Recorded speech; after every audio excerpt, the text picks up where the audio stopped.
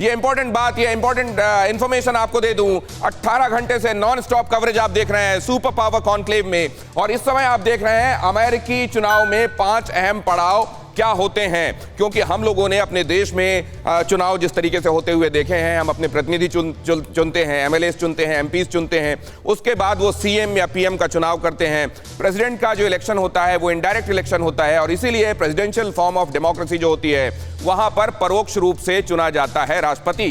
कौन से वो अहम 5 पड़ाव हैं जिनसे होकर राष्ट्रपति का चुनाव होता है? वहां पर होता है पहले प्राइमरी, उसके बाद कॉकस, कन्वेंशन, पॉपुलर वोट और इलेक्टोरल कॉलेज। इलेक्टोरल कॉलेज में ही इलेक्टर्स होते हैं जो आखिरकार चुनते हैं कि वो किस तरीके से अपना, और इसीलिए कई बार ये होता है कि जनता का जो रुझान होता है वो किसी एक व्यक्ति के पक्ष में होता है, लेकिन जब आखिरकार जीता हुआ उम्मीदवार देखा जाता है तो कई बार जनता के रुझानों के विपरीत भी होता है। सबसे पहले प्राइमरी देख रहे हैं, अमेरिकी चुनाव का सबसे पहला पायदान है। अमेरिकी चुनाव में जो 5 अहम पड़ाव है उसमें सबसे पहला, और आयोजक इसकी पार्टियां और राजनीतिक पार्टियां और वहां के जो फेडरल गवर्नमेंट, वहां की जो स्टेट गवर्नमेंट होती है वो इसका आयोजन करते हैं, और इसके संबंध में संविधान मूक रहता है। संविधान आप जानते हैं, पहला लिखित संविधान बनाने का काम अमेरिका ने किया था। सीक्रेट और ओपन बैलेट से कैंडिडेट तय होते हैं।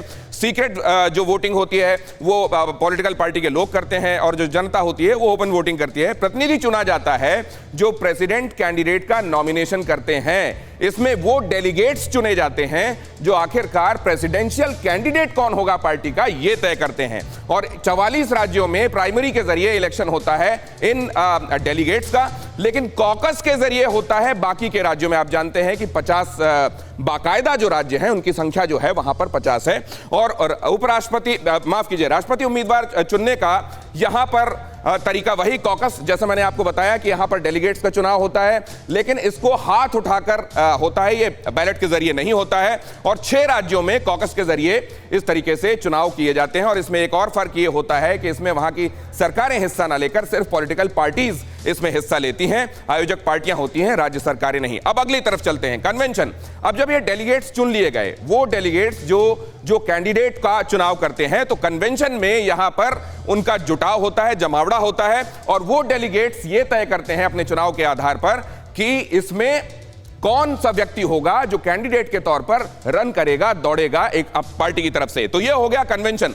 अब पॉपुलर वोट, पॉपुलर वोट में जनता चुनती है, अभी आपने देखा कन्वेंशन के बारे में, ये कुछ और जानकारियां देख लीजिए। राष्ट्रपति उम्मीदवार और राष्ट्रपति का नाम इसमें तय किया, कौन होगा वो तय किया जाता है, कैंडिडेट कौन होगा। पॉपुलर वोट जो होता है इसमें जनता तय करती है कि इलेक्टर्स कौन होंगे।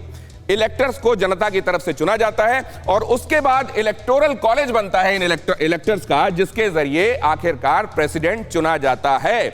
और क्योंकि इस प्रक्रिया में आप जानते हैं कि जनता का जो मैंडेट होता है वो परोक्ष हो जाता है, क्योंकि उनका चुना हुआ कोई चुनता है आखिरकार राष्ट्रपति, इसीलिए कई बार जनता का जो मूड होता है, सर्वेज में जो रुझान होता है, वो आखिरकार रिजल्ट में रिफ्लेक्ट नहीं करता।